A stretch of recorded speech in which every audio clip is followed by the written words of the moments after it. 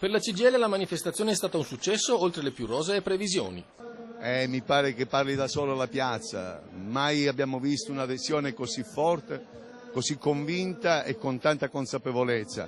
Un successo anche l'aver visto in piazza iscritti ad altri sindacati.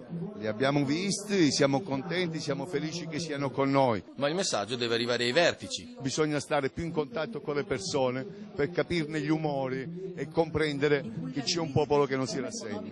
La piazza ha mandato al governo un segnale importante.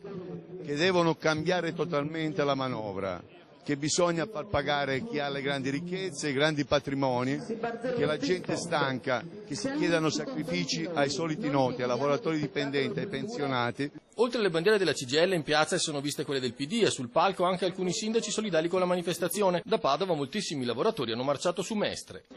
Tantissimi, abbiamo raccolto molte adesioni, l'abbiamo vista crescere in questi giorni ed è la testimonianza che come CGIL abbiamo non soltanto a Padova ma nel Paese saputo interpretare il desiderio anche di manifestare delle persone. Anche la provincia di Padova è colpita duramente dalla crisi. Non c'è un settore che non sia in difficoltà, dal pubblico al privato, addirittura anche il terziario, come manifesta la presenza oggi dei lavoratori dell'Ikea. Non c'è un settore salvaguardato, quando le condizioni generali vengono toccate, toccano tutti i settori, pubblici o privati.